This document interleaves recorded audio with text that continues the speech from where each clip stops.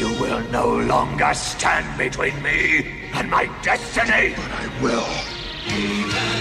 And the Masters of the Universe.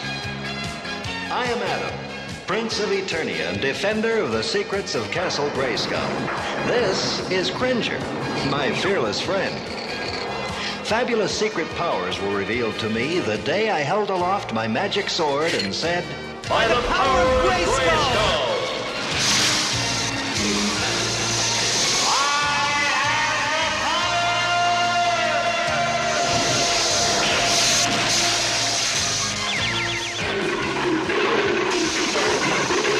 Cringer became the mighty Battle Cat, and I became He-Man, the most powerful man in the universe.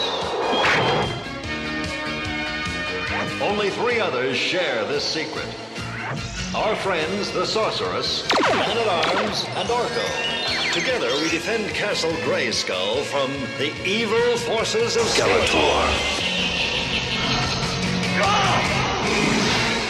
Welcome to another episode of I Have the Power, a He-Man podcast. As always, I'm your host, Adam, and with me are both my co-hosts, Donnie and Chris. Guys, how's it going? Go ahead, Chris. I'm just happy to be here with you guys. I'm excited to join for my first vidcast. Yes. Thanks for having me. Yeah, always welcome to come on any vidcast. But we've never had a He-Man, vidcast before. This is the first one. And so these will be kind of more regular as we go along. And especially when we do these get-together ones, we'll make that a regular occurrence.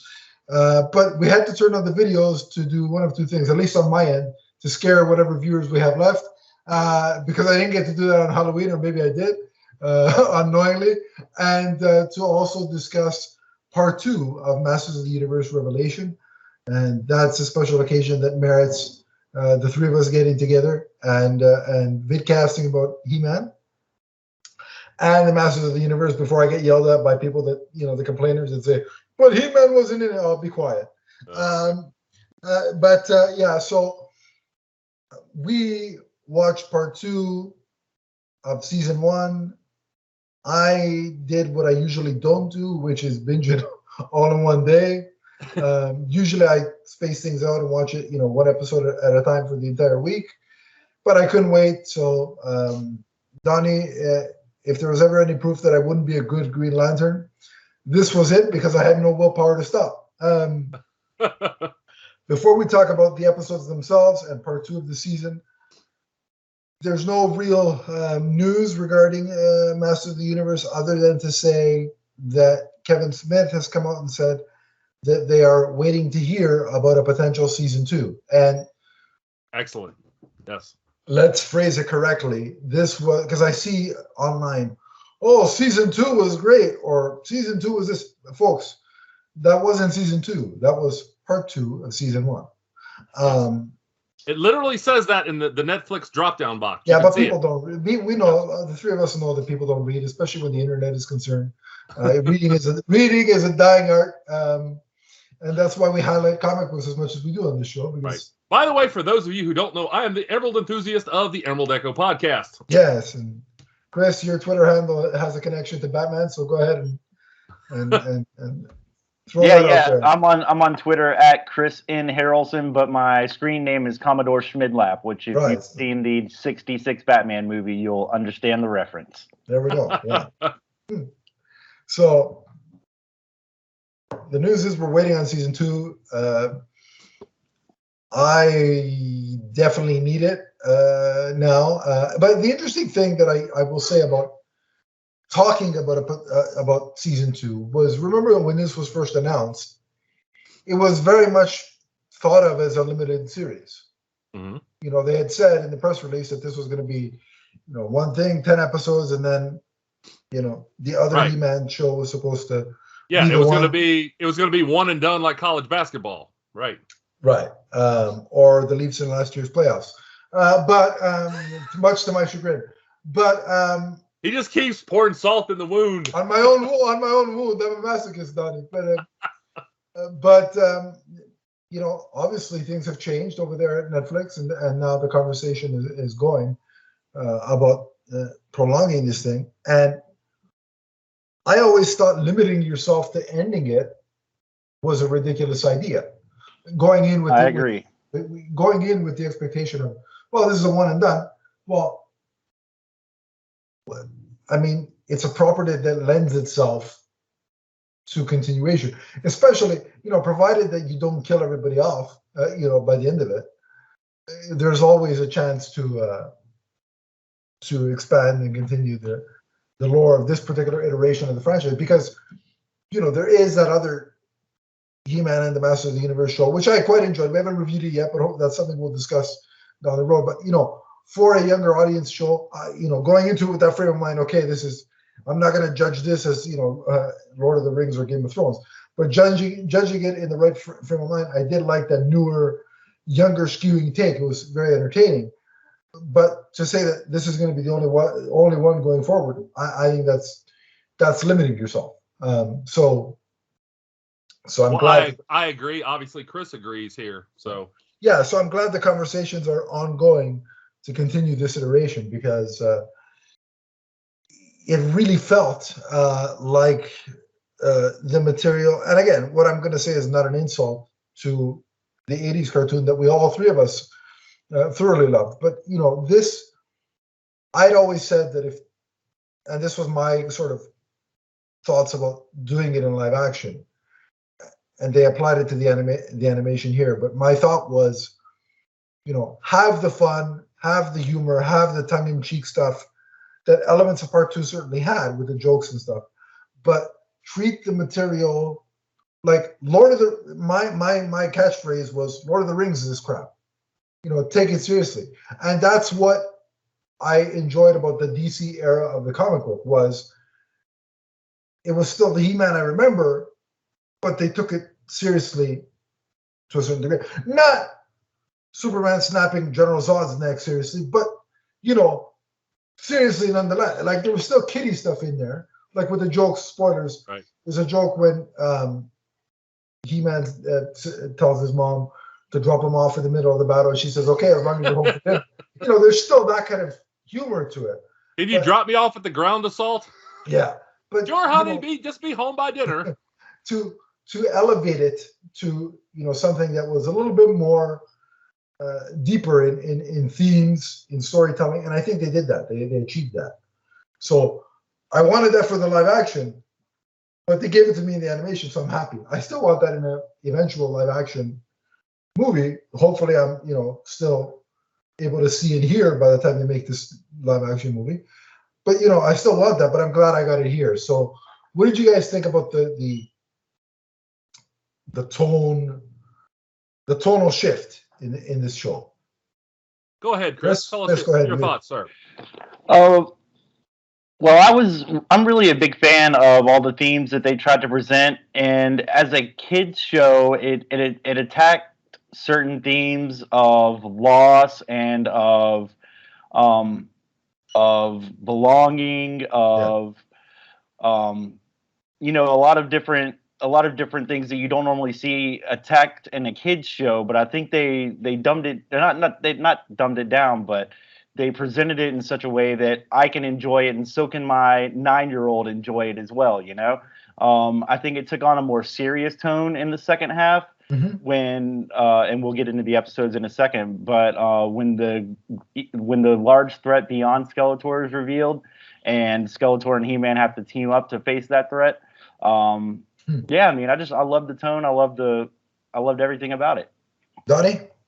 Well, I'm going to say, much like I think what Chris was trying to say here, I think this show managed to work on a couple of different levels. For kids, there was, the sword and sorcery and lots of just stunning visuals. At the same time, there were some deeper themes. And this actually took storytelling in, I think, a more mature direction, but at the same time, still working for kids who may not have a lot of familiarity with the Masters of the Universe. Mm-hmm. So there was this big epic that, for veteran fans like myself, you could still get into it, but at the same time, it was still appealing for a 9 or 10-year-old for getting into this universe for the first time. Now, Chris, you brought up a good point about having the 9-year-old. I mean, you have a 9-year-old. I don't have a 9-year-old. Donnie no longer has a 9-year-old, unless the multiverse version of you has been doing some crazy things on another Earth, Donnie. But he better not. He better not be. He's going to leave you on the hook for the child support. But that's what he better I'm be afraid staying of. in on Friday nights. That's what I'm afraid of. Somebody's going to knock at my door. Oh, who are you? I'm your child. No, you're not. But anyway, but you have the 9-year-old, so this version was a little bit more violent. How did they take to like the stabby stuff and all that, the blood, and well, not that there was much, but it was there. So how did they react to that? Were they okay with it? What was the? Well, funnily enough, my 9-year-old daughter had some issues with that, while my 7-year-old son couldn't get enough of it. He was invested in every single second of it. But Emmy, the 9-year-old, she doesn't like to see people hurt. She doesn't like to think about things like death. I know, like, we had 2 cats that passed away, and she took that really hard. So for her, I don't know that the themes were too adult, but just that they're not the type of thing that she is into. While Luke loved every second of it, and he was asking questions, Daddy, is this person going to come back? Daddy, are they really dead? So he was invested, while she probably could have done without that. All right. Good answer. Yeah, good analysis. Fair point. One of the things I liked about this show is that, again, we got to pay attention to the name of the show, Masters of the Universe Revelation. It doesn't say He-Man's Revelation or He-Man and those other people. It's Masters of the Universe. And what I liked about it is that every one of the main characters that Kevin Smith and his team set up got their story arc fleshed out and paid off. Good point. And to do that in the back 5 with the efficiency that I think they pulled it off, I think I never felt shortchanged by that any character of the main group got shortchanged. What are you guys' thoughts on that? Well, I'll say I remember from the original series, you would see a character sometimes for like one episode, and they'd introduce that character, and then you may not see him or her again. Mm-hmm. In this series, you got a lot of characters developed throughout the whole things, or at least multiple episodes, as opposed to just kind of being a disposable character of the week. Right. And I really like the way that this was kind of like, panoramic storytelling, where you saw various arcs of various characters coming together, all working toward the end goal.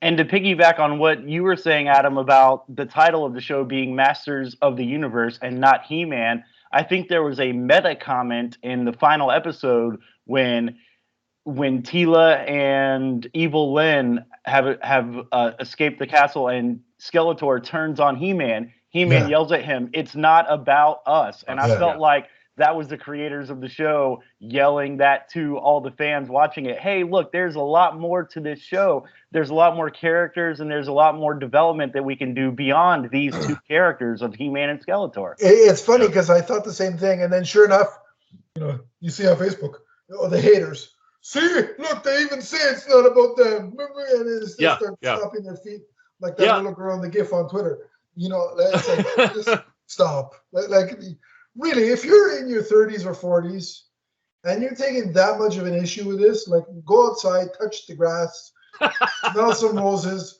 find a woman or a man, whatever you're into, and have fun. But like literally, like, get over it.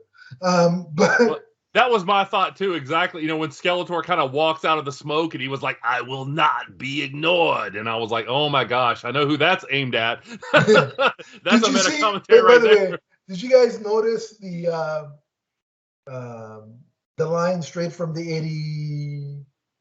'87 movie from Skeletor when he's like, "Let this be our final battle"? Oh yes, yeah. I thought that was a nice line. All right, let's dig deeper into the episode. So, Donnie, give us a little bit of a quick summation of of the episode. Give us a... Okay, so we're going to start with the episode Cleaved in Twain.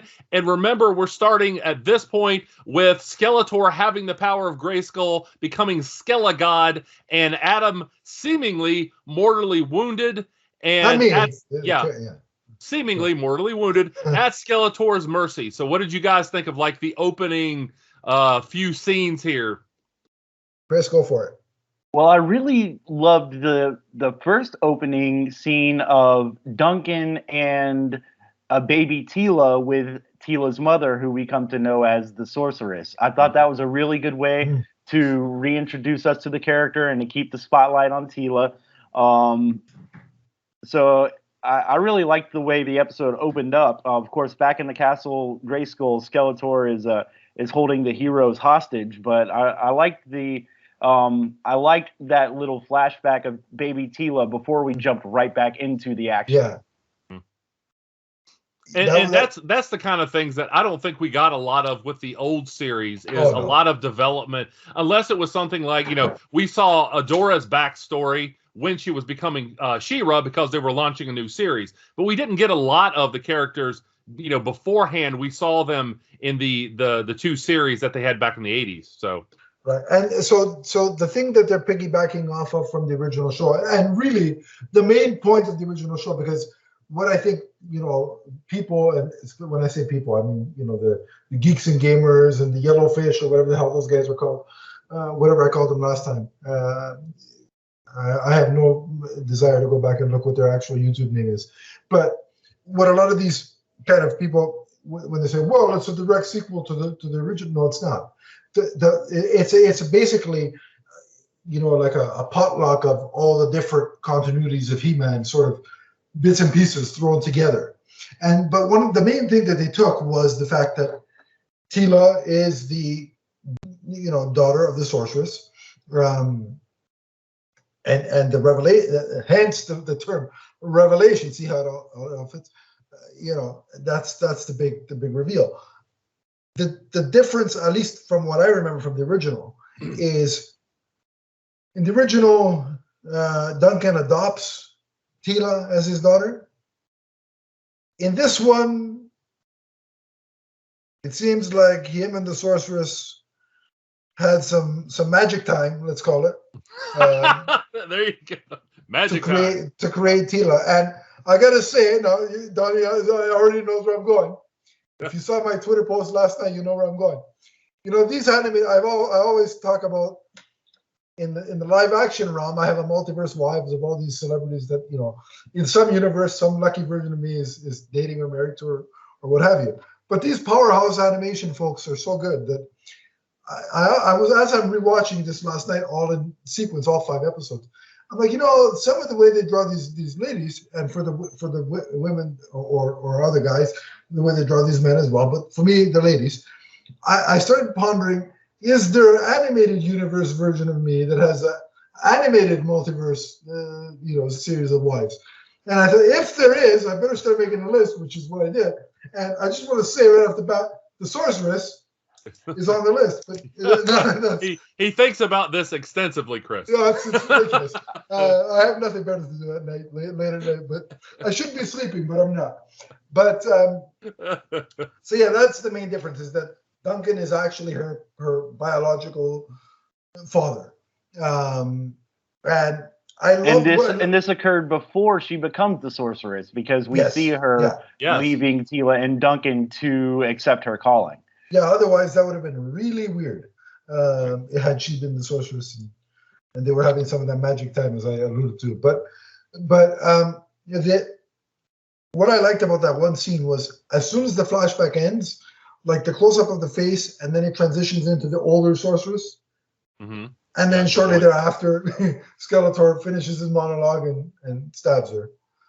Speaking of monologues, for the people who thought that there weren't enough allusions to the previous series, we get Adam reciting word for word, "I am Adam, Prince of Eternia, defender of the secrets of Castle Grayskull." And by the way, this is Cringer, who comes in with does the run in, the babyface run in to save Adam. Yeah.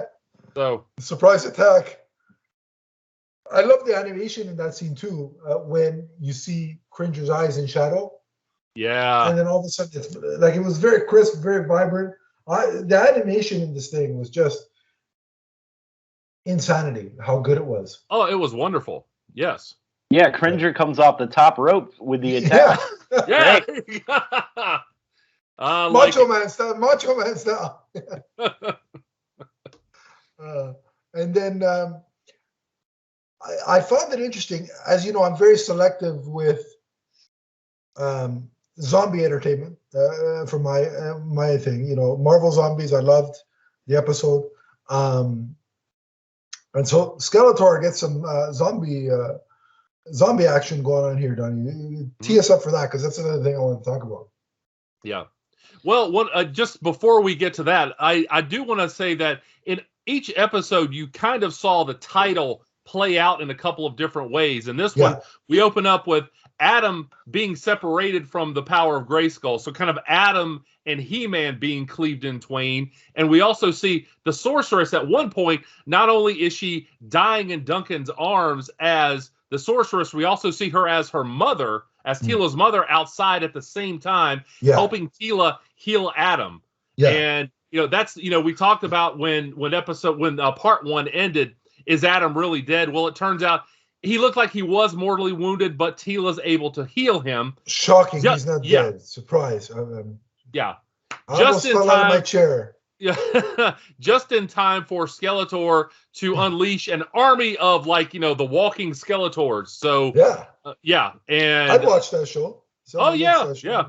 It was very entertaining. I will say, however, the worst line of the series, at least for me, was when Fisto and Clamp Champ, they both make an appearance, and Fisto holds his fist up in the air and goes, "I'd like to fist him," and I'm like, okay. That's Kevin Smith. You knew that's Kevin Smith amusing himself again. And Mattel's like, all right, we'll let it go. But if the parent groups come after us, we're sending them your email address. But yeah, no, what I found interesting about what you said, Donnie, was when the way Teela brings Adam back, in the sense that I like the fact that you could see the spirit of the sorceress assisting her.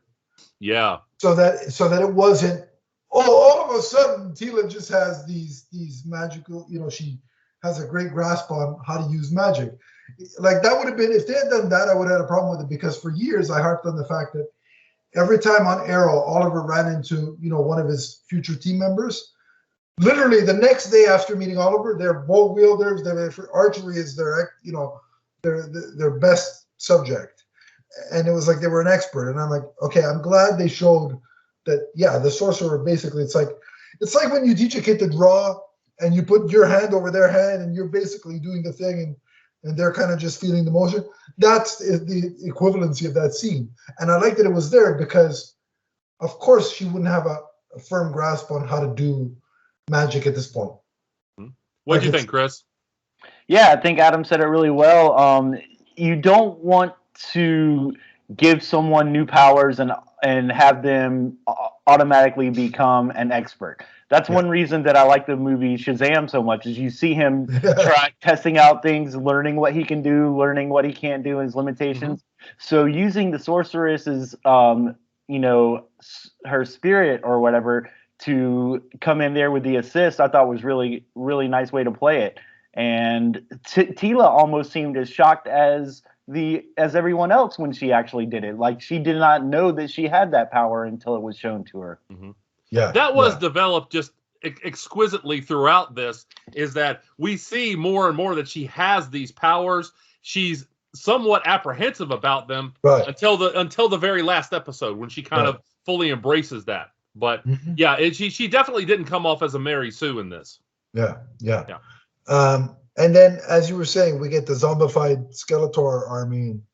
You know, they're on the attack, and there's a whole big scene where Teela and Andra are you know, trying to beat them off, and Adam's kind of off to the side throwing things, which I thought, I'm like, that makes sense. I mean, at this point, he's not sure whether what like, does he have his powers? Does he not? What's going on? And we get the answer to that at the end of this episode. Yeah, and then I love the fact that before I get to that, I love that Skeletor walks in and he's saying, like, because they're talking about how Fisto and Clamchamp, yeah. are in Preternia, and then Skeletor comes in. They would be, but I took their souls, and I'm like, wait a minute, what is he? The Undertaker now? Is he taking souls? What is going on here? And then that whole Evil-Lyn runs in and goes, "Oh yes." Yeah, that would have been funny. But that whole, like, you could see the cockiness of Skeletor, like, well, because Adam and Andra and Tila charge at him and he swats them away like they're nothing. And Adam keeps coming back to attack him. And it's like, what are you gonna do? He's like, you don't have your precious sword. He goes, I'll give you the first. You take your best shot. I'll give you the first. I'll give you a freebie, basically. And then they both start laughing. And then I love Skeletor's like the facial expression or the motion, because he really doesn't have a facial expression with the skull face, but the motion. And then he's like, wait, what are we laughing at? And then, he's like, I always wondered what would happen if I called down the power with the sword. And it makes sense that they play the sword off as a conduit to kind of dilute the power so that the one person wielding it isn't overwhelmed by it, because we see what happens when he calls the power without the sword. He turns into savage He-Man, which, what a way to end the episode. I was like, oh, okay. And if there was ever any doubt that I was going to not continue straight through, that dispelled. I'm like, no, I'm not stopping now. Forget about it. Forget about that stuff. But had I been 12 years old and seeing the end of that on like a weekly format, I'd have been shaking my little TV, from 1987 or whatever, go, no, give me more what now. Next? Yeah. And I would have been at Toys R Us looking for a Savage He-Man action figure. And sadly, that's coming, and I'll probably buy it. Yeah. And by the way, this is Adam's fault. Yeah, that's right. I still gotta get that, but you know what? I'm debating, because they're gonna. Can I spoil that? Okay, I'll. Teal looks great. By the way, you've all seen the show. If you're listening, look. If you're watching this, here's a spoiler warning. We just spoiled episode 1. If you haven't watched the show yet, for the love of God, pause this episode, go watch the show, then come back. Yeah. Because guaranteed they're going to release a version of the figure of Tila as the sorceress. Spoilers. I'm debating: do I get the one that you just flashed across the screen, or do I get the sorceress Tila figure? So that's where my dilemma is. That's where the juggling act is currently happening. So yeah. Meanwhile, my wallet is screaming, "Get neither!" And I'm like, "Yeah, too late for that." Yeah, I know. Yeah, that's what mine said. Now. No, but my heart's going. Do what Adam said. Do what Adam said. So what we'll do is we'll rate the whole thing after we do the 5 episodes. So Donnie, take us in through episode 2. Episode 2, Reason and Blood. We see Savage He-Man battling Skeletor and his zombie minions. And this was just a beautiful battle with, powered up versions of Skeletor and He-Man. By the way, if you ever wanted to know what the Incredible Hulk would be like in the Masters of the Universe world, you got a pretty good idea here. Yeah. That's all I could think about is, when He-Man's growling, I was like, oh, this is what the Hulk would be like, But this is the Hulk before Marvel Studios neutered him. But yeah. Yeah, definitely. I was thinking this is Hulkman. So I'm there with you. He-Man I'd like to see that team up. Can you imagine? Savage He-Man and Hulk going in, Oh, like I said, the battle was amazing. I mean, it ranged all over. Eventually, Skeletor's able to get the upper hand before Tila's able to copy the sorceress's teleportation spell, and she transports everyone to the Mystic Mountains. I actually like the scene where Skeletor's getting so overwhelmed, and he's like, "Will somebody get this guy off of me?" Right. I mean, there was a lot of humor. Yeah, somebody get this guy off of me. And they almost destroyed the city. I mean, I'm talking Man of Steel 3rd act destruction here. Was it borderline Tila or Andra said that we got to get out of here? They're going to destroy the city. One of them said that. So Yeah. Chris, what do you think of the opening scene? Oh, I thought the Skeletor and Savage He-Man battle was just ruthless, and like you said, it was nice that they add a little bit. Skeletor he's so funny sometimes, Yeah. just by his mannerisms and the way that he talks. I liked Tila casting a spell to transport all the heroes away, and then shortly after that, not piggyback, but to relate back to our discussion on the comics, we see Duncan in the dungeon with the Orlax. Yeah. Making his first appearance. And speaking of Duncan, before we get to the forest, the Mystic Forest, kind of the Mystic Lands, the Mystic Forest chaos that He-Man causes. But speaking of the Orlax, I like that scene where Duncan starts, chastising, Skeletor, because Skeletor's like, I want to find out every instance of when he called down the power. Whether has he ever done this before? And basically, how many? Duncan says, well, he's called down the power enough times to kick your ass. Yeah. and then he's like, the reason why. Well, you look at the power as one thing, but the reason why Adam is He-Man and he's the champion is because he shares it. Whereas you use it for your own gains, he uses it to help others, and that's why He-Man is who he is, and why Skeletor is who he is. And I like that was pointed out in the fashion that it was. So I just had to call that out. Well, yeah, Adam is the true champion because he only uses the power when he needs it. He doesn't abuse it, and he gives the power back when he doesn't need it. And Skeletor would never knowingly relinquish the power once he feels it. Well, he did it in the other episode, but we'll get to that because I have a comment on that. But right. Well, you could just imagine my comment, but I'll let it sit for a while. Yeah. Well, in this episode we see that Skeletor, he becomes abusive towards Evil-Lyn again. Yeah. Surprise. And so we see that Tila and Andra and Cringer, they lose He-Man, who is being drawn somewhere, and that's kind of the bulk of the episode, at least in the Mystic Mountains part, is they have to follow He-Man because he is, he somehow, hones in on a particular place, and we see that King Randor has his camp in the mountains. Before we expand on that, there was a scene where Tila is trying to calm him down. Yeah, and she's talking him down, and I swear to God, sing him a lullaby. She's like, the sun's getting real low. All I kept thinking was, because this is beat for beat, Age of Ultron, Avengers: Age of Ultron. I'm like, please have her say, "Sun's getting real low, big guy." I was waiting for it. I'm like, come on, say it. And she never said. I'm like, damn it. Otherwise, it was beat for beat, and I love the reference. Right. Yeah. Exactly. Yeah. Oh, and there was a lot of that kind of stuff that I think Kevin Smith seemed to be influenced by with a lot of different things. I was just waiting for Tila to say the line that I know Adam wanted, is that, she would look at Savage He-Man and go, "You're not He-Man, we are He-Man." You're looking to get fired, aren't you? That's what you're looking for. Adam's about to fire me on camera.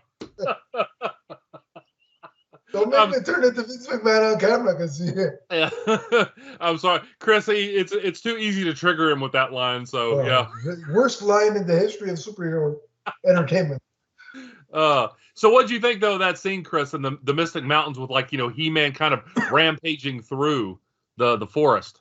It was very brutish, and I think is it that he heard a horn call from King Randor's camp? Is that what piqued his attention? Well, and he also seemed to smell it at first.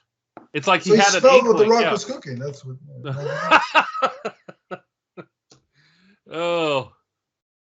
So he wanted to go to the SmackDown Hotel anyway. So I really SmackDown liked at Point Dread. Right. I really liked how He-Man's just kind of rampaging through, and he's jumping and bounding off of trees, and they're like, "Yeah, we need to follow him." And Cringer's like, "I'm not going to do that." Like, are you crazy?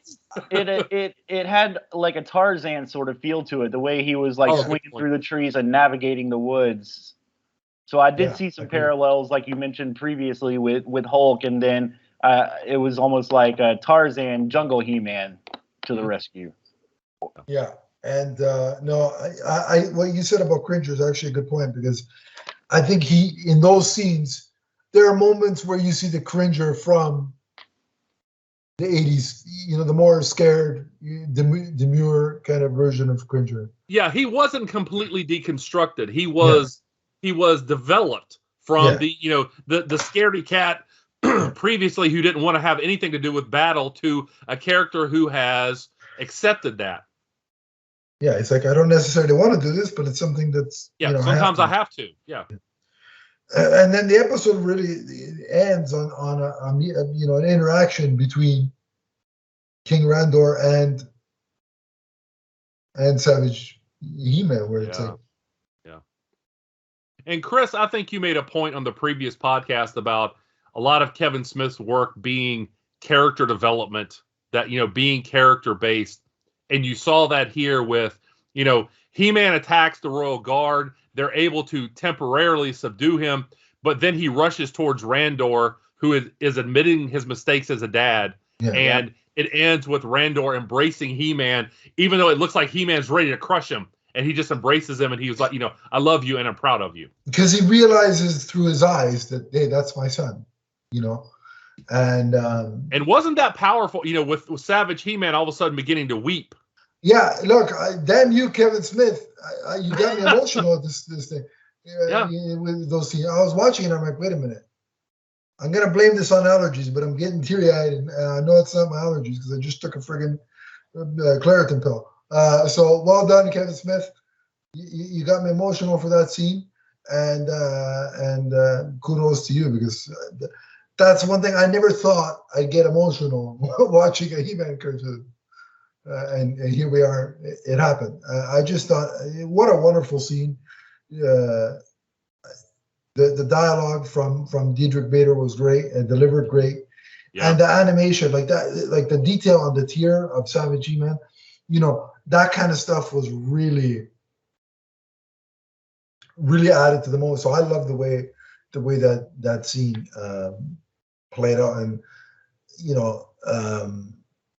that scene really showed Randor's development too throughout this series. Yeah, as opposed to the hardened Randor who casts Man-at-Arms Duncan out of his kingdom because he found out about his son Adam being being He-Man, and that Duncan had held that secret for so long. But now, like you said, Donnie, he's starting to see his son through his eyes, and it's a moment of reconciliation between an estranged father and son. Yeah. Yeah, and go ahead, Adam. And that's the kind of, you wouldn't see those things. I mean, they'd be present surface level maybe in the original show, but they wouldn't have gone that deep into it as they've done here. So you got to appreciate how deep they went with that. And we even see later on, the absence of Adam, Adam's supposed death, that it caused marital problems between Marlena and Randor. And that, again, that's something that a more mature theme that you wouldn't have seen that on the old series. They wouldn't have played with something like that. So yeah, for sure. And then also go ahead, Adam. No, what were we gonna say? Because I also like how this episode ends again with Beastman coming to Evil-Lyn in private and saying, "You know what? Your power it outmatches Skeletor now. Yeah. You should be in control." And of course, she bristles at that, and she's like, "Get out of here before I make a coat out of you," or something like that. But I like how you see this kind of jockeying with Beastman kind of understanding what his role is with Skeletor, but obviously being very, loyal to Evil-Lyn, as well as, seemingly smitten with Evil-Lyn. Oh yeah, I was just gonna say he's got a thing for Evil-Lyn for sure. Yeah, that's obvious that he's got a thing. And then at the end, she's like, "Show me all the instances of the power being relinquished, willingly or unwillingly." Right? She's talking to the mirror or whatever the case may be, and that's how the episode ends. So, taking us into episode 3, what's the gist of that one, Donnie? Episode 3, entitled the Gutter Rat. Yeah. And we return to Point Dread, where Randor is thanking Cringer and eventually calls him the most noble battle cat because, he's told about Cringer's role in freeing Adam, which I thought was, again, we end episode 2, and I'm already kind of teary-eyed over Randor hugging Savage He-Man, and then when he calls him Most Noble Battle Cat, I'm like, oh my gosh, I'm going to cry again. You know? Yeah, and the best part was even Cringer's getting emotional over that. Like you can hear it. Yeah. You can hear it in the voice, and it's Yeah. Also, at this point, Randor makes Andra a lieutenant in the Royal Guard, which I thought was a great piece of development for her. That was too. a great exchange. Mm-hmm. That was fantastic. Yeah, I liked how he kind of put her on, fish hooked her just a little bit. He was like, nah, civilian can't be here. Oh, but a lieutenant can. Yeah. But I like what he said first. He's like, what do you say? I can't pay you enough, but I can't repay you enough for saving my son, but I am king, so I can pay a lot. What do you want? Again, I love those little touches of humor. They weren't forced. It wasn't goofy. It was just like, I can't repay you, but I am king, so I can pay you a lot. Yeah. And Andra looked so downcast at first, until he makes the comment about but a lieutenant can, and then you see her light up.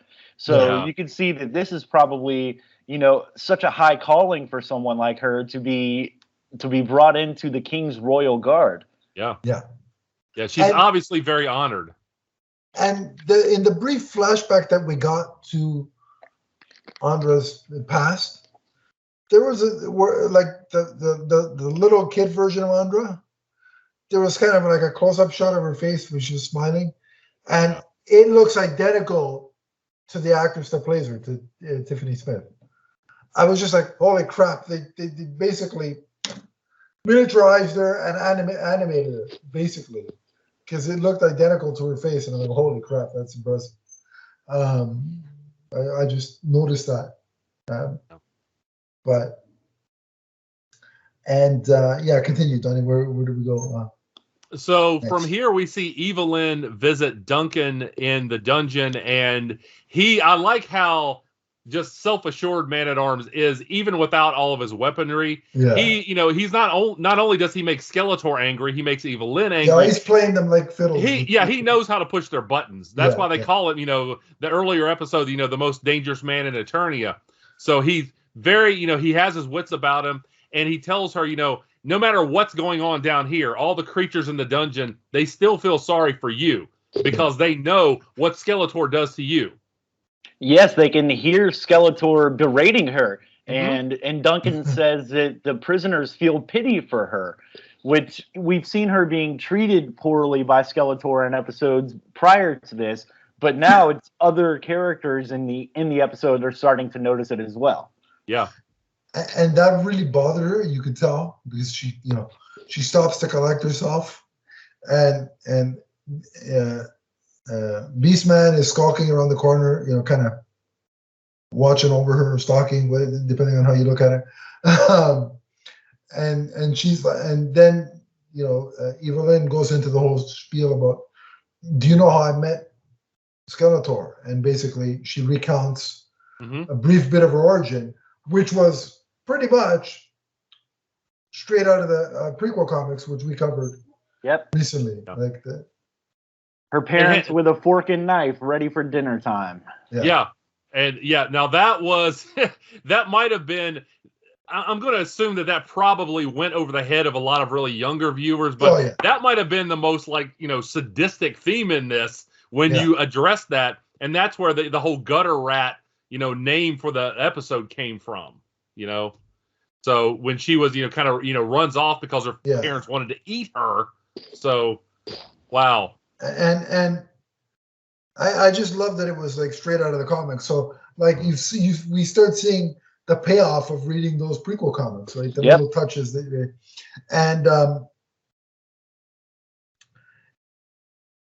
it's at that point where she's like, enough's enough. I've got to take the power away from him. And then how she goes about doing it, Donnie, give us a little bit of a preamble to set up my comment.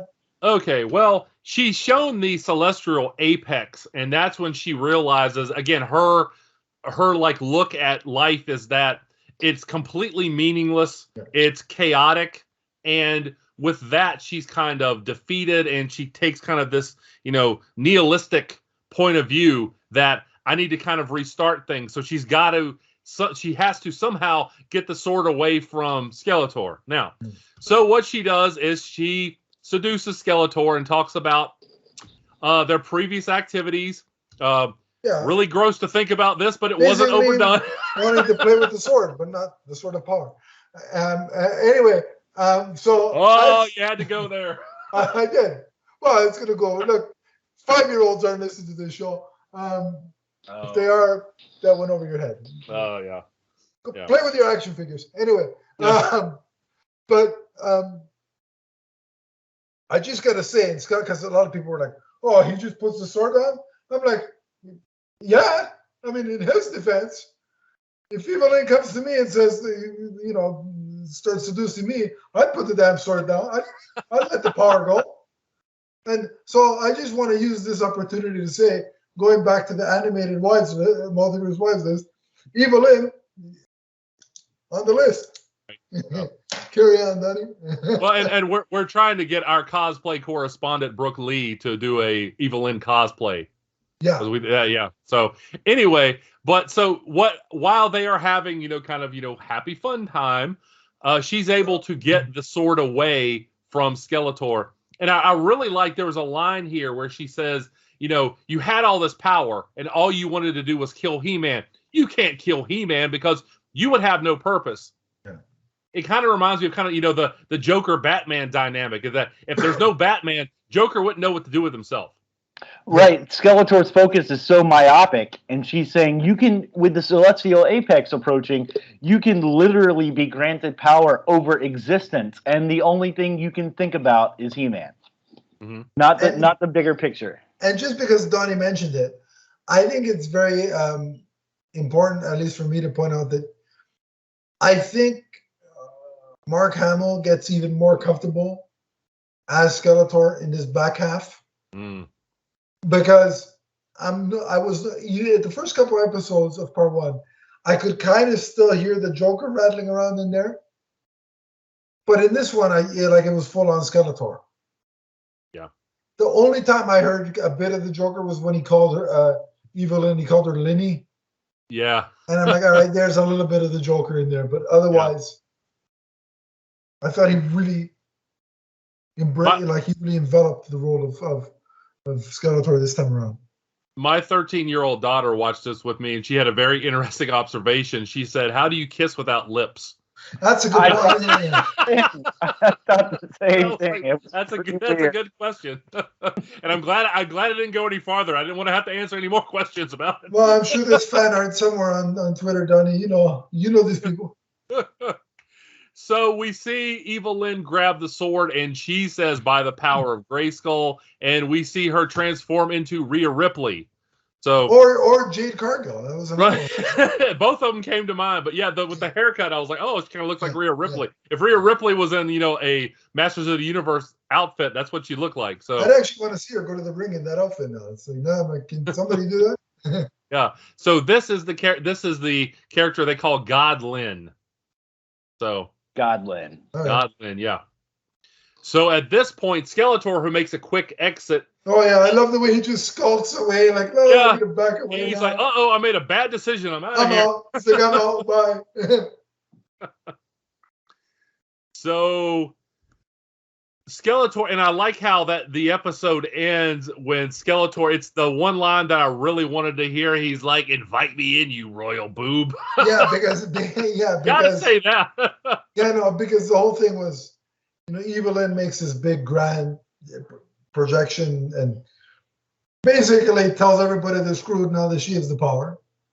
And she snaps, she pulls the Thanos and basically destroys Preternia. Yeah, that was quite a sequence. Yeah. With Moss Man getting destroyed. He died again. What was that? Yeah. Two times for Moss Man now?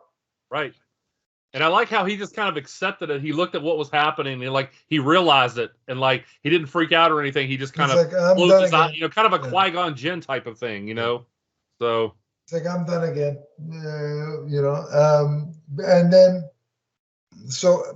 once they see that, they're back in their conference room and they're saying, she's got the power now. what are we going to do? And then that's when Tila kind of comes up with the idea of, well, you're only going to beat one sorceress with another. If I can tap into my powers, we'll have a fighting chance.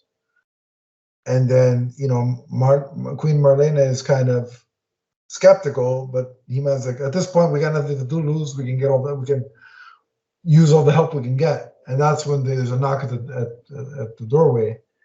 And that's the moment that Donnie was talking about, the royal boob, let me in kind of thing. He just had to say that. I mean, you yeah, can't. Yeah, no, you got to bring that back. That's classic. Yeah. So, any final thoughts on this, Chris, before we go into episode 4, Hope for a Destination?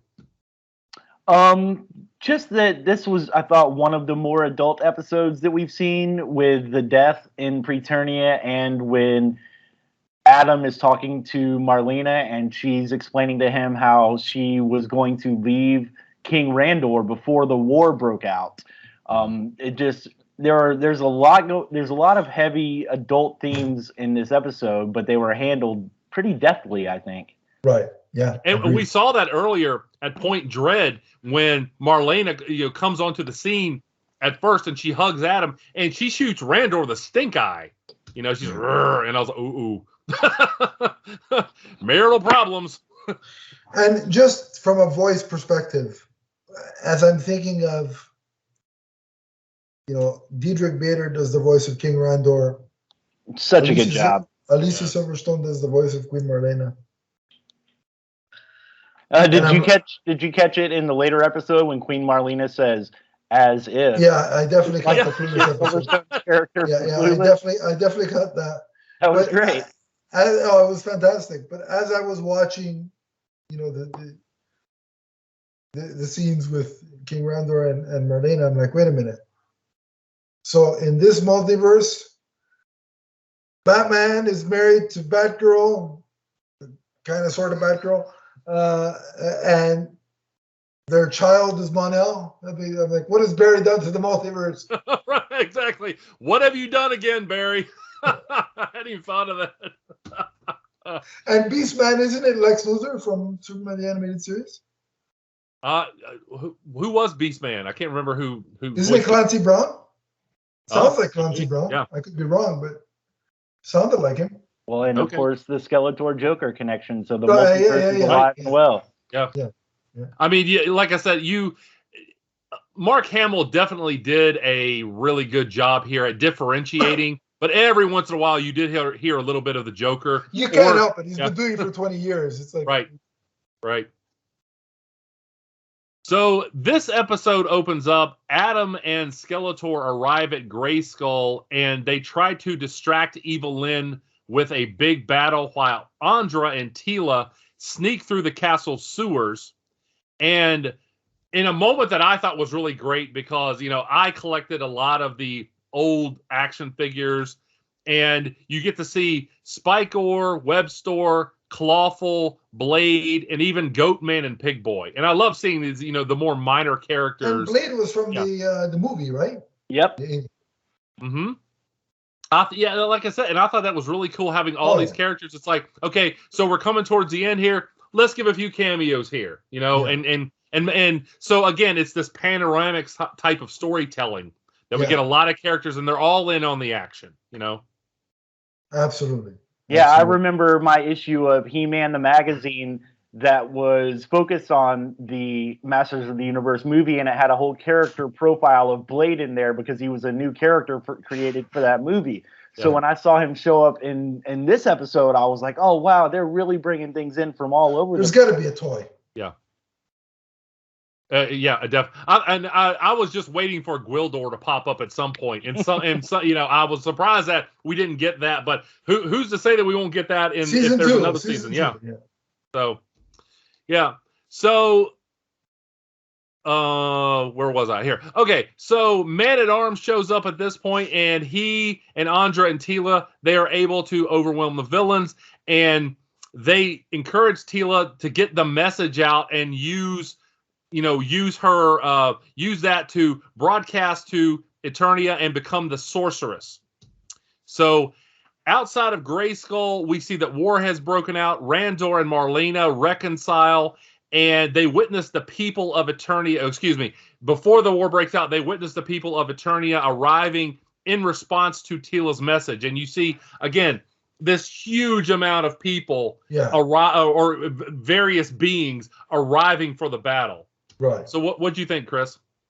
Well, it was just a massive armada that was gathered to take on the bad guys.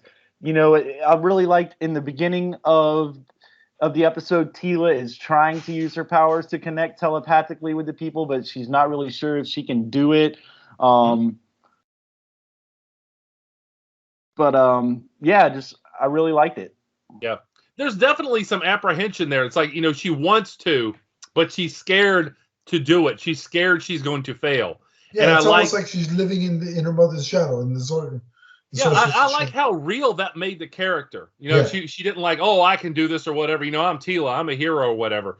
And for people that thought that the whole series was about Tila and that she was a Mary Sue and that she pushed He-Man to the side, you can't say that when you watch this episode and watch her struggle to get to the point that she eventually ends up.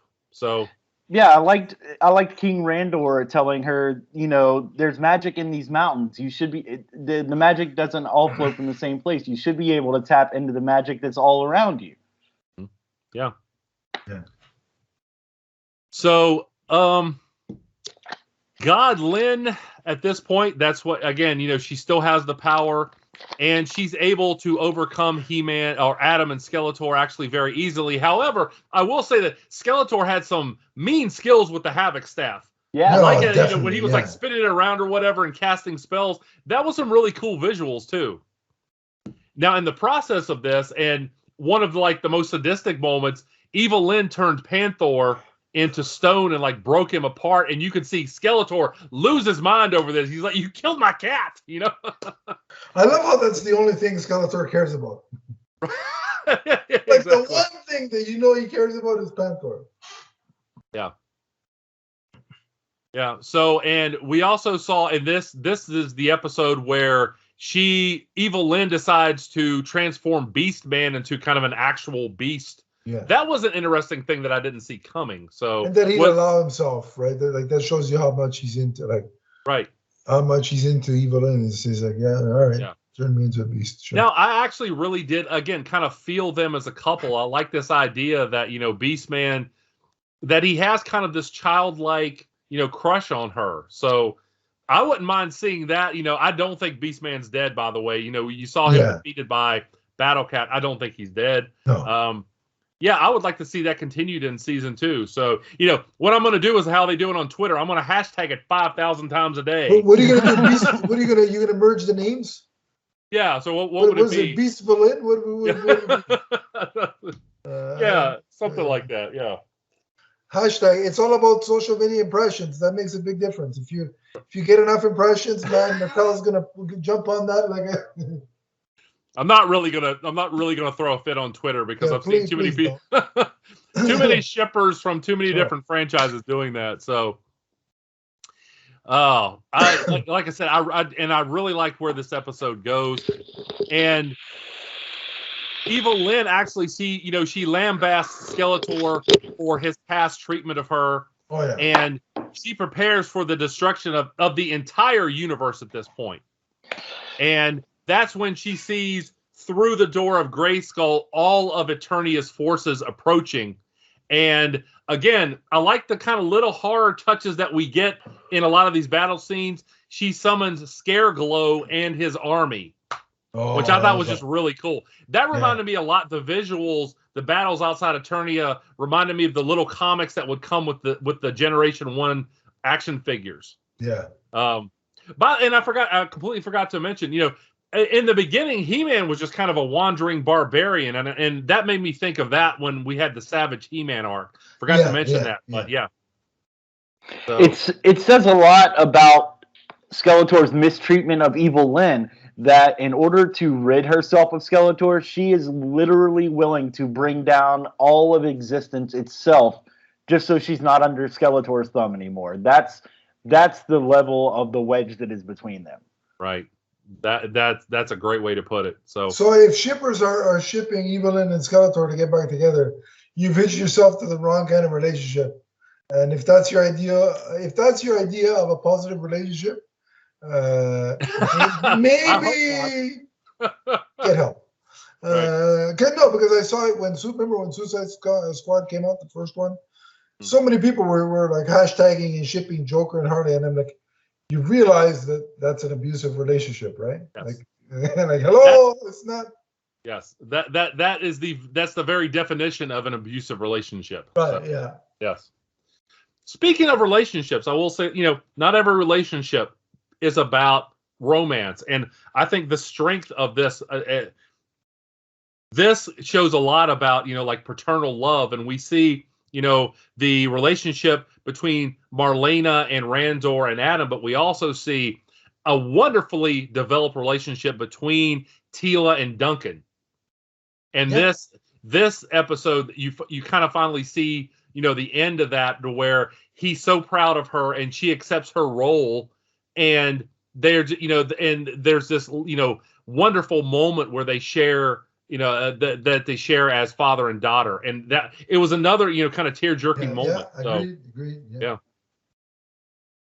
Before we go on to the last episode, any final thoughts on this one, Chris?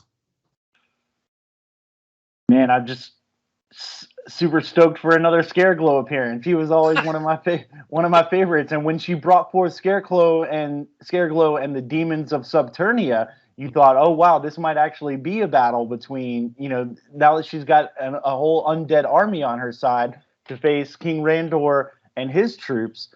I thought it was a really good setup to lead into the next episode, which I went directly into with no break. Oh yeah, same. Yeah. So the final episode comes with everything you see here. Obviously, a reference. That's like a toy commercial. Yeah, the toy line, right? So, while Eternia's forces are battling the undead army, including Scareglow, which again, I love the visuals on Scareglow. Oh yeah, looks great. Fantastic villain. Yeah, fantastic villain. Yeah. So Teela enters the tide of transformation, and she reconciles with the sorceress. And what she says here is that I don't need to sever my connections with everybody the way you did. In fact, I'm going to do the opposite. That makes me stronger. What'd you guys think of like that part of this episode? I loved it. I thought, and Kevin Smith had talked about where there was a scene at the beginning in the first episode, way back when, where he had written initially that the sorceress leaves the castle. And then the people in Mattel told him, you can't do that because part of the lore is the sorceress cannot leave the castle. Well, that's the original sorceress. Who's to say that, her replacement can't make her own way of it? So that's the kind of workaround. Okay, the original sorceress can't leave the castle. We're not upending continuity there, right?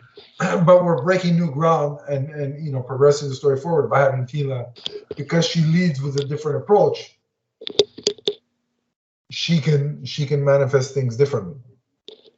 I thought it was a great scene between mother and daughter, and Teela tells her mother she thinks she can become the sorceress, but she's not willing to do it under the same rules that her mother did. That she can, rather than being a protector of the power, she can use the power to help others. So, and she finally calls her mom before they embrace, which I thought was really nice way to tie up their relationship with a bow before moving on.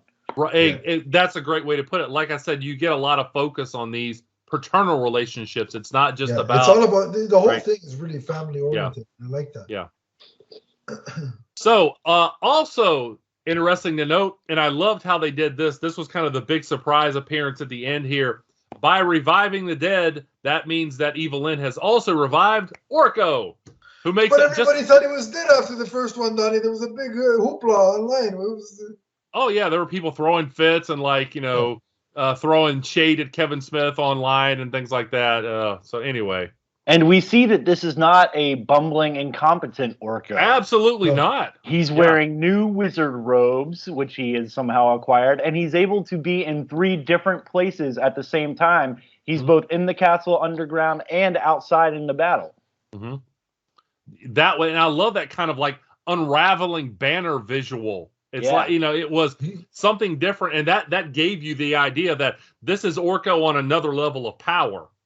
Yeah, I love that. So he was practicing his magic up there in wherever he was in the afterlife. Mm-hmm. So Superman grew a mustache in the afterlife, and Orko mastered his powers. Hey, we don't, we never actually saw Orko's face. Maybe he had a beard. Who knows? So. Yeah, I mean, it was digitally removed. Okay. Oh, let's not go there. Anyway, so once again, Adam gets possession of the sword, and he speaks the words that we were all waiting for by the power of Grayskull, and becomes He-Man. And people all across the world, whether that theme was there or not, we were all going dun dun dun dun dun. Yeah. We were all doing that. So. And the power flows it not only into Adam, but into Skeletor as well, as he becomes God Skeletor.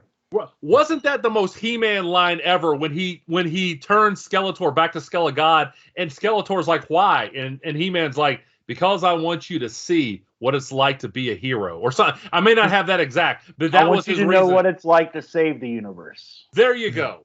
I mean, isn't that the most He-Man thing ever? I want you to experience good. Yeah. Because I remember there was a line on the old show where Skeletor was like, don't you ever feel like doing something evil? And He-Man looked at him and was like, don't you ever feel like doing something good? And that I like that, again, He-Man to look at it and say, you know what? Maybe you're not beyond redemption. This is what it's like to be a hero. So I just thought that was just amazing. Agreed. Mm-hmm. So and it's paying off what Duncan said earlier, right? When Duncan said the reason Adam is, able to wield the sword and possess the power is because he's willing to share it. And that's, bringing it right back around to that statement. Yep. So, yeah. Yeah. So at this point, that's when we see God-Lyn obtain the power of the celestial apex. Yep. And that's kind of what everything kind of built towards, is her obtaining that. But again, at this point, she is confronted by Teela. And I like how, she was like, well, all I have to do is leave the castle. And Teela's like, no. That's different not rules work. This time. Different rules this time. And that was a fight in and of itself. Like the battle between Sorceress Teela and Evil-Lyn was phenomenal. That was great. And the animation was just superb in that. And I like the Sorceress Teela look. I think it's my favorite Teela look in the series so far. I mean, they really kind of melded the original Sorceress look with Teela's classic look. Right. And they kind of merged the two, and I loved it. And since I've done it for 2 other characters, of course, Teela on the list. And it's funny. Before this, we sat down to record this. I was watching 2 episodes of Buffy for the Buffy podcast that I got to record tomorrow, and I'm watching, and of course it's Sarah Michelle Gellar, and I'm like, just having binged Masters of the Universe for the second time, I'm watching. I'm like, hold on, my brain's gonna recalibrate because right now Teela's voice is coming out of Buffy, and I gotta readjust here because my mind is like, what show am I watching? Yeah. It all works because they're both on the list, but I digress. There's going to be a crisis on Infinite Earths with my list because they're all... Oh, yeah. Crisis of the Multiverse Wives list. Yeah. So, and I like, too, how with this, you see... And, again... People who think that there was no He-Man in this, you couldn't be more wrong. I don't know what you're watching. Yeah, Teela and Evil-Lyn or God-Lyn at this point, they're battling for the fate of the universe, And back in Grayskull, Skeletor, he does the heel turn. You think that he's working with He-Man. He's like, before the world ends, I'm going to kill you. If it's the last thing I do, literally, I'm going to kill you. Which I thought was perfect in keeping with Skeletor's personality. So, and people complained about wanting to see He-Man versus Skeletor. Well, you got He-Man versus Skeletor, and it was about a 10-minute battle intercut with the battle between Sorceress Tila and God-Lyn. So it's a perfect way to wrap the series up by having your main protagonist and antagonist fight each other while the rest of the fate of everyone else is being decided elsewhere. And the coolest part for me too was that, like, for people that, this is not my He-Man, blah blah blah. When his mom drops him off, into the midst of the battle, and he's like, "All right, I'm gonna clear a path to safety." And one of the people's like, "Well, what path to safety? Look, it's chaos." Yeah. And he's like, "There is no safe path." He's like, "Yes, there is, behind me." Yeah. I mean, if that, and then he's running towards danger. If that isn't vintage He-Man, I don't know what you want. That's as classic as it gets. I would totally agree. So we glossed over an appearance by one of my favorite He-Man toys, which was Ram Man. While he's fighting Skeletor, his Ram Man gets dropped from out of the sky and crushes Skeletor. And then as Ram Man gets ready to bounce up out of the castle, you see his legs crumple like the old toy when you used to push him down and he would pop back up. It was so great. Ram Man was so much fun to play with. You could, and he gave He-Man one of the flying discs from the '87 movie again, right? Yeah. So Tila takes God-Lyn to the location of Zoar's death. Remember, she said, Evil-Lyn said in the previous episodes, "I saw the death of God at the beginning of the world, or the beginning of the universe." We see that actually Zoar has been reborn, and that there's more to the universe than she actually thought. With a lot of beautiful animation here, by the way. Oh, yeah. The colors were amazing. Stunning. I thought it was great how after a really long battle, Tila tries tapping into Evil-Lyn's humanity by showing her the beauty and magic of the universe and not just the chaos and the death. Mm-hmm. Yeah. And she's able to talk God-Lyn into relinquishing this power and saying, there is more to life. I'm going to say this, and you guys may disagree. I thought all the characters were developed well. Evil-Lyn may have walked away from this with the best development because you saw just how conflicted she was. Right. She had kind of these evil impulses, but at the same time, there was this little kid underneath all of this who just wanted a meaning in life. That's all she was looking for. And then she gets her redemption moment, which ties back into the first series of episodes, where she saves Orko. Yeah.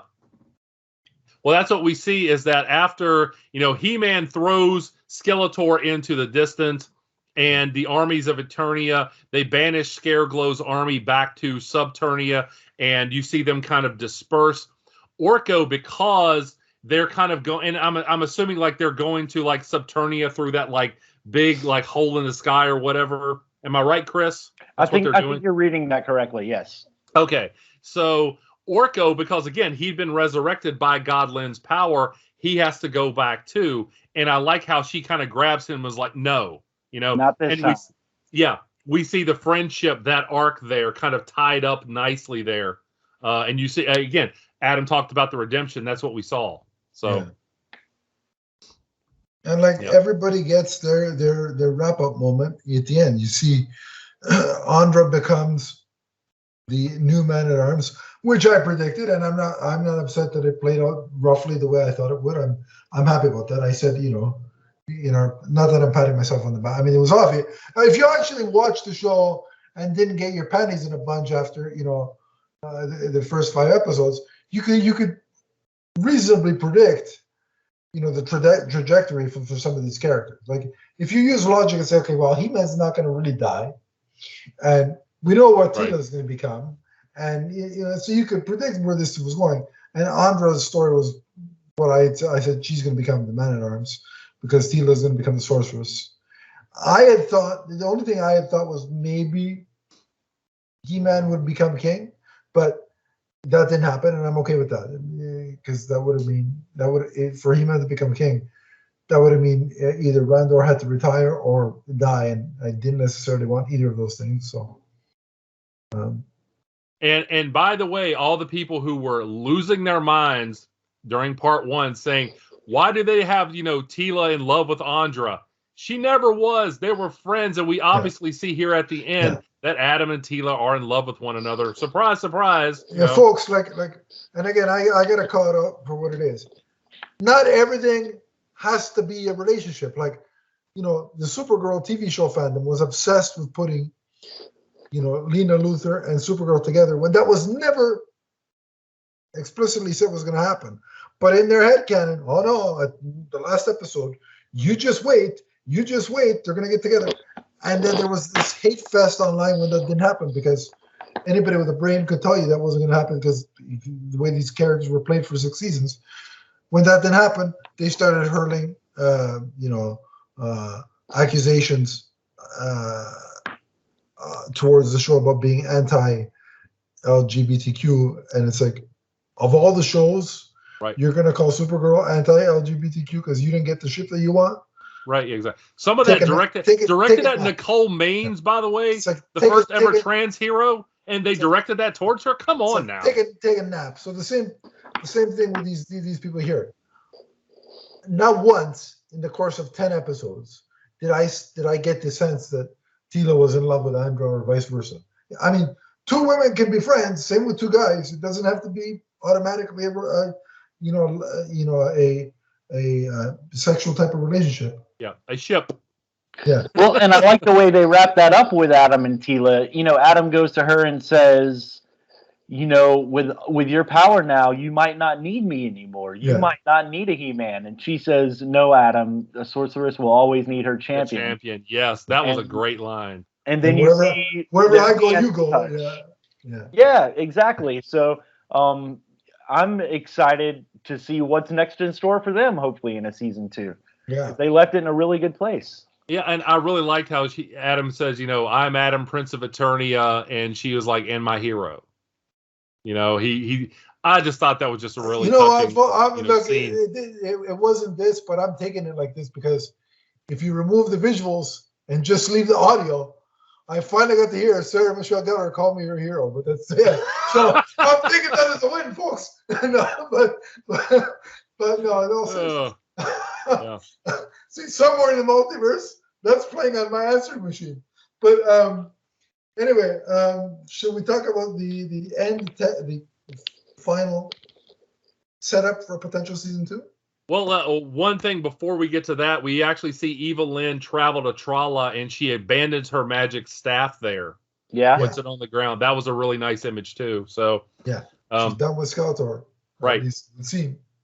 Okay, so the final scene, which I thought was just really cool. So back at Snake Mountain, we see Skeletor just taking his anger out on Triclops, and and I like him. I would have won if it wasn't for you guys leaving me. I like this this like infantile anger coming out of Skeletor, and Skeletor attempts to kill the motherboard. However, the motherboard fights back and instead comes to life and seemingly starts to assimilate Skeletor.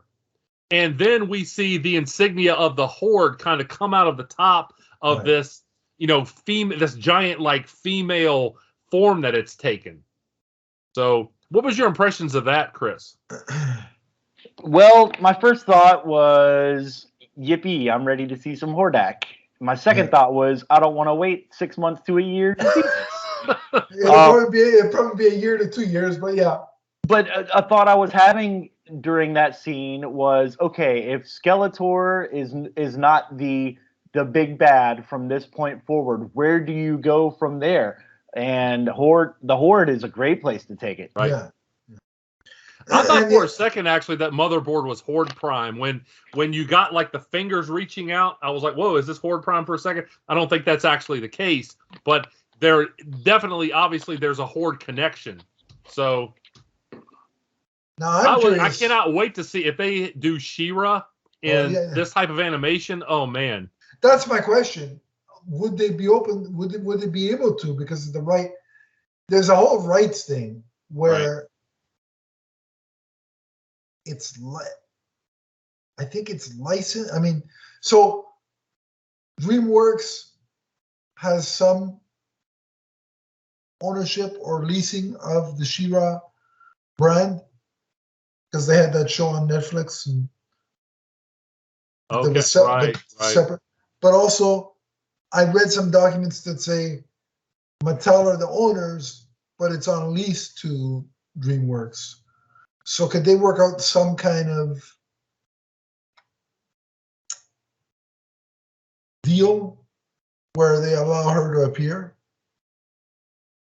I don't know. You got to call this show a success. So I would think that they'd want to capitalize on that if given the chance. Because think about it, like in the DC comics, which they said they've used as inspiration,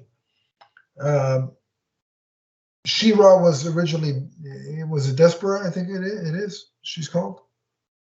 She's a member of the Horde. She's brainwashed. Oh, okay. Yeah.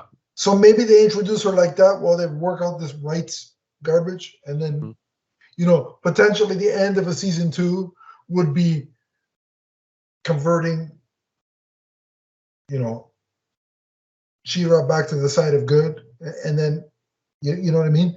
So there's ways around it, but it would be a shame if those rights things would get in the way of that, because really those two characters should go together. I mean, they're twins, for God's sake.